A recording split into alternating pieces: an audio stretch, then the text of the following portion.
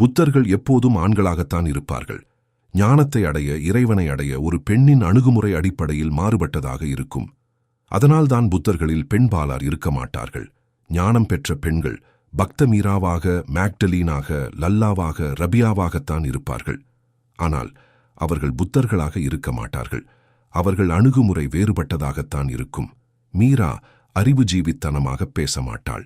பக்தி ரசம் சொட்டச் சொட்டப் பாடுவாள். புத்தரைப் போல் மீரா உபதேசங்கள் செய்ததாக வரலாறு இல்லை. மீராவின் பாட்டும் நடனமும் முற்றிலும் வேறு வகையைச் சேர்ந்தது. மீரா வாத பிரதிவாதங்களில் கலந்து கொள்ள மாட்டாள். அது பெண்மையின் வழியல்ல. அவளுடைய வாதமெல்லாம் அவளுடைய அழகு நடனம்தான். பரவசம் பொங்கும் நடனம்தான். அவள் நம் முன்வைக்கும் வலுவான வாதம்.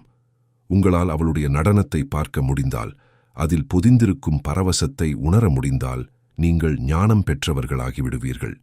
ஆண்கள் அறிவு பூர்வமானவர்கள், பெண்கள் உணர்வு பூர்வமானவர்கள். இருவரும் ஞானமடையலாம் வெவ்வேறு வழிகளில்.